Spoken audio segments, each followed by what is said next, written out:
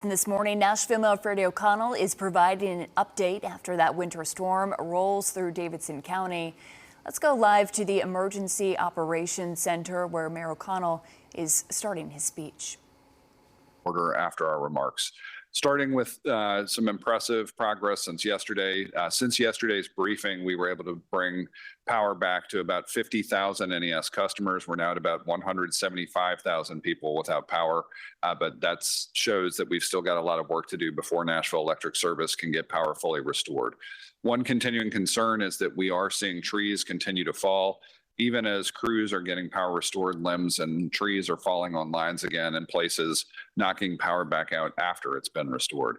We've nearly doubled our crews working on this, and we appreciate Nashvillians' patience as they work, and also safety as we try to keep first responders and responding crews safe on our roadways.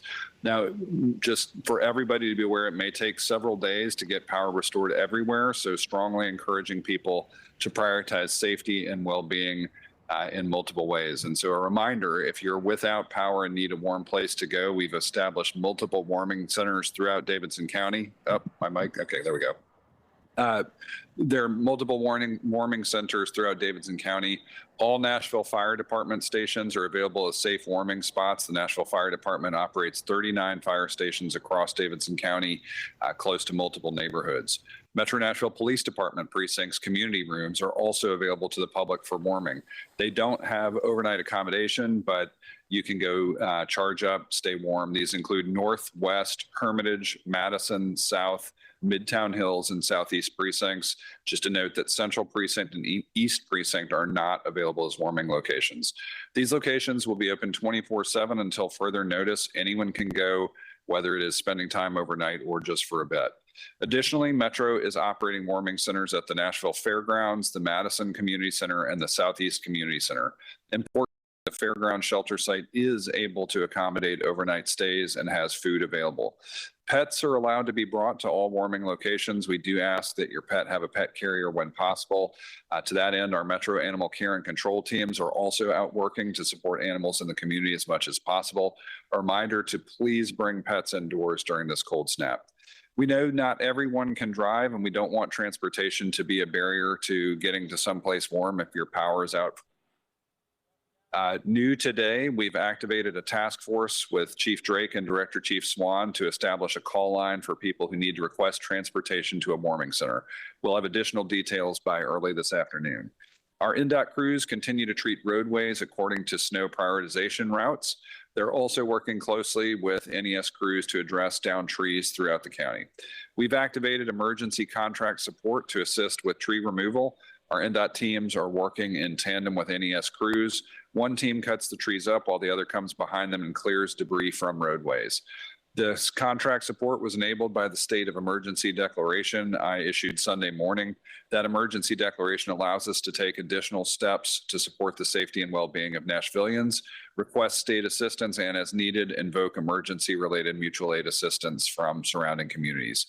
We do remain in contact with our partners at the state and federal level, and they've pledged their support as we continue to move through this extraordinary winter weather event. OEM works closely with TEMA and then FEMA as we assess, document, and request resources.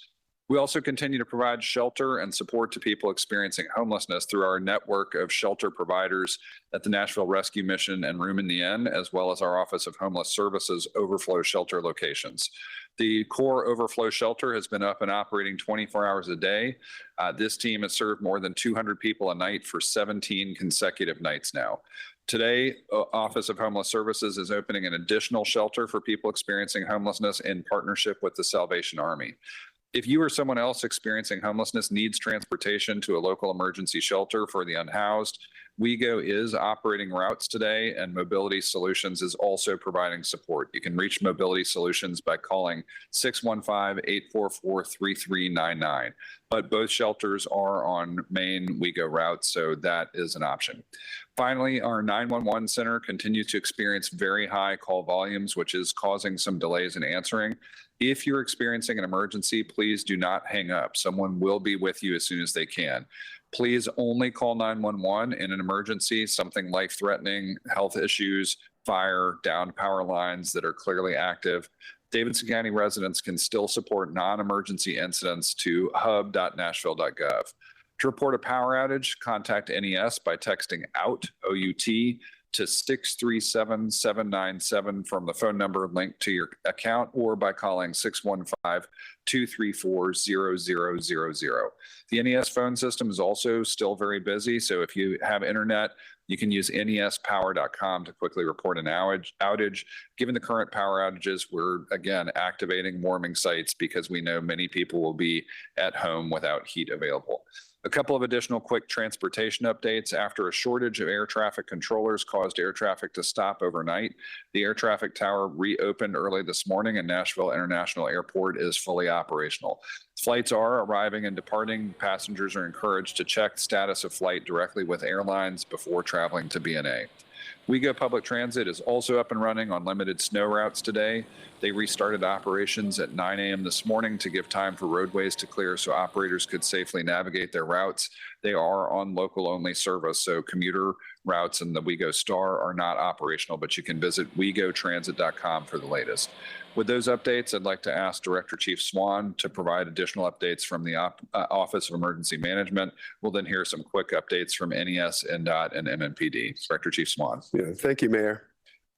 So as we move forward through this process, we understand that emergencies don't really care what else is going on in your life. They still continue. So we are responding to medical fire calls and PD is making responses as well. At this current time, we're holding 53 fire calls and 268 police calls. But we want everyone to know that public safety is out and running, just to have patience. We're operating off of what we consider the LIP method, which means life safety, incident stabilization, and P, of course, property conservation. And that's what we're looking at.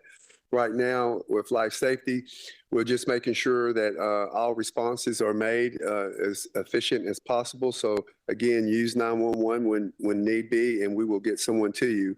All other calls can go 311 or appropriate calls. When they talk about incident stabilization, it's been a lot of work being done by our partners. We're currently around 175 customers out of power, which has been a big improvement. And I know it's been a lot of hard work from them. They've got over 300 line workers that they brought in as contracted workers. So we've got all boots on the ground, and a lot of work is being done. I want to make mention of the shelters. You heard the mayor give a good run through, but the shelters are in place. They were utilized last night. We had multiple customers at each one, and they're open, and we encourage everyone to get to a shelter. As stated, we will have a emergency response team made up of police and fire and Office of Emergency Management to respond to individuals who need to get to a shelter. Both the fairgrounds is operational, the Southeast Community Center, the Madison Community Center, and also we have 2601 Buena Vista Pike, which is the Fire Training Academy. It is open as well for people to get out of the code. We're asking for neighbors to still be neighbors and to help each other out in any way that they can.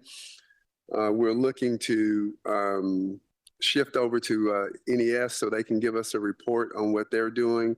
I want to also mention our NDOT partners and all the great work that they've done. They worked through the night, clearing roadways, the primary routes, and working a little bit on the secondary routes. Also, we want to look to TDOT for their assistance and help as well, working together. So I think it takes all of us to make this work. We're coordinating all efforts. So we just want people to be patient, knowing that we are formatting other entities that are needed when it comes about. So I'm going to switch it over to NES, if you don't mind giving us a report on what we look like, sir. Yep. Chief Swan, thank you for continuing since last week to mention patience and also the partnership we have together on the warming shelters. Tonight's going to be an extremely cold night. And as we provide that information about how long this will last, we want to make sure people are prepared. So thank you for the work across the community.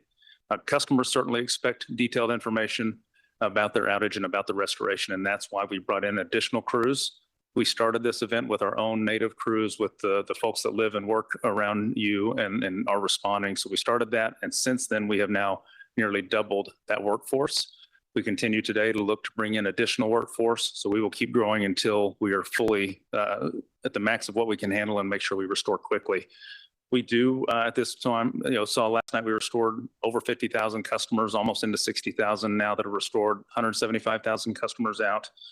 As we make that progress, one of the examples overnight, we were making progress in a few different areas of town, and we were getting calls in of the restoration that was made, and just a few spans over, a tree would fall into that. Our crews were doing their best. That is frustrating for you as a customer and also for our crews. We continue to work through that. As we make progress today, the cold will continue to pose a bit of a challenge, and there will still be trees that fail. We have added vegetation management crews to get ahead and try to reduce that risk. It's still a risk until the ice is off the trees. We will make progress. We'll make some steps ahead, we'll see throughout the day, and we'll see steps backward just by nature of the weather that we're in. But we are making progress. We have crews continuously working around the clock, and mentioned on several newscasts today that this is to be a prolonged event, and we're looking at something that we're going to be dedicated to throughout this week and provide updates with just how long this is going to last as we get more and more detail. Okay, and we do appreciate the coordination between our NDOT partners and NES. And that live update coming from the Nashville mayor and Nashville leaders. We'll be back with more after this short break right here on News 2 at 11.